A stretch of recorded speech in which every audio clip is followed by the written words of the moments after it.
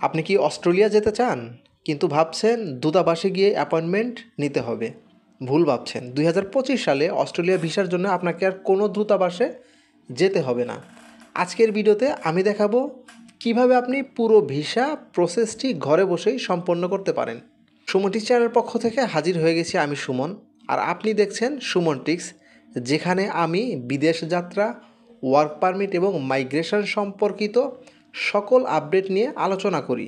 তাই ভিডিওটি যদি ভালো লাগে তাহলে অবশ্যই লাইক করবেন, কোনো মতামত থাকলে কমেন্টে জানাবেন, এবং আপনি যদি আমার চ্যানেলে নতুন হয়ে থাকেন তাহলে অবশ্যই চ্যানেলটি সাবস্ক্রাইব করে পাশে থাকা বেল আইকনটি বাজিয়ে দেবেন, যেন পরবর্তীতে এরকম ইম্পর্টেন্ট ভিডিও আপলোড করার সাথে সাথে আপনি নোটিফিকেশন পেয়ে যান। আর অলরেডি যদি সাবস্ক্রাইব করে থাকেন তাহলে অসংখ্য ধন্যবাদ। তো চলুন আমরা মূল টপিকে চলে যাই। আমরা প্রথম যে ধাপটি জানবো সেটি হচ্ছে যে অস্ট্রেলিয়া ভিসার জন্য দূতাবাসে যেতে হয় না কেন। বাংলাদেশে অস্ট্রেলিয়ার কোনো পূর্ণ দূতাবাস নেই। বাংলাদেশিদের ভিসা প্রসেসিং করে থাকে Australia high commission in New Delhi এবং কলম্বো। এরপরে আমরা জানবো হচ্ছে দ্বিতীয় ধাপটি, আবেদন করতে হবে কোথায়। আমাদের সবারই একটি প্রশ্ন যে অস্ট্রেলিয়ার আবেদন কোথায় করতে হবে।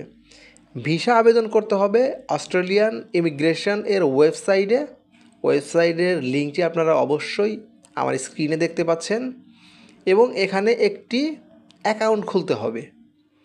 আবেদন জমা দিতে হবে অনলাইনেই, এবং ডকুমেন্ট স্ক্যান করে অনলাইনে আপনাকে সমস্ত কিছু আপলোড করতে হবে। এরপরে আমরা জানব তৃতীয় ধাপটি। আমাদের অনেকেরই প্রশ্ন যে আমরা ভিসার জন্য আবেদন করব কিন্তু বায়োমেট্রিক্স করতে হবে, সেটি আমরা কোথায় করব। আপনার বায়োমেট্রিক্স করতে হবে ঢাকায় অবস্থিত VFS গ্লোবালে গিয়ে, এবং সেখানেই আপনার পাসপোর্টটি আপনাকে জমা দিতে হবে। এখন আপনাদের মনে একটি প্রশ্ন হচ্ছে যে এই যে আমরা VFS গ্লোবালে যাব, বায়োমেট্রিক্স দেব, পাসপোর্ট জমা দিব, এই ঠিকানা আমরা কোথায় পাবো, কোথায় যাব।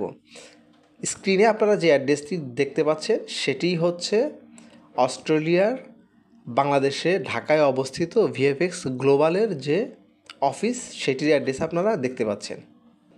এতক্ষণ আপনারা জানলেন যে আপনারা কিভাবে কি করবেন, আবেদন করবেন কিভাবে, বায়োমেট্রিক্স করবেন কিভাবে, কিন্তু এগুলো করার জন্য আপনাদের যে ডকুমেন্টসগুলো লাগবে সেই ডকুমেন্টসগুলোর মধ্যে কি কি ডকুমেন্টস আপনার লাগবে এখন আমরা জেনে নেব।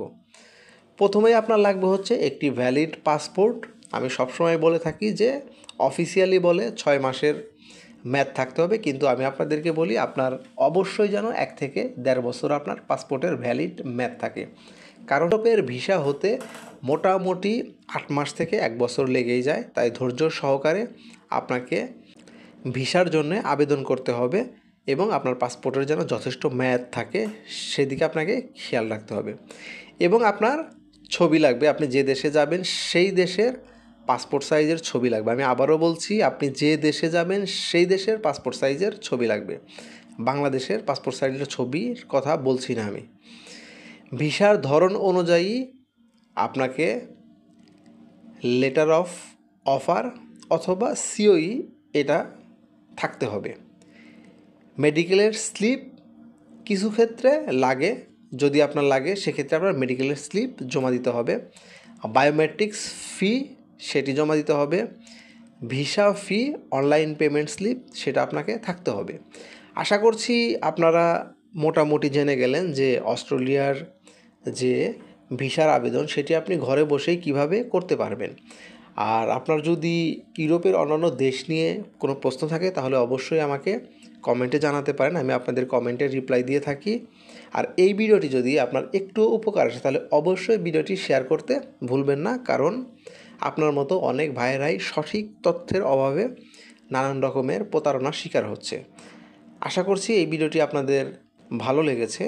ভিডিওটি যদি ভালো লাগে তাহলে অবশ্যই লাইক করবেন, কোনো মতামত থাকলে কমেন্টে জানাবেন, এবং আপনি যদি আমার চ্যানেলে নতুন হয়ে থাকেন তাহলে অবশ্যই চ্যানেলটি সাবস্ক্রাইব করে পাশে থাকা বেল আইকনটি বাজিয়ে দেবেন, যেন পরবর্তীতে এরকম ইম্পর্টেন্ট ভিডিও আপলোড করার সাথে সাথে আপনি নোটিফিকেশন পেয়ে যান। আর অলরেডি যদি সাবস্ক্রাইব করে থাকেন তাহলে অসংখ্য ধন্যবাদ। ভালো থাকবেন, সুস্থ থাকবেন, আবারও দেখা হবে কোনো একটি নতুন ভিডিওতে।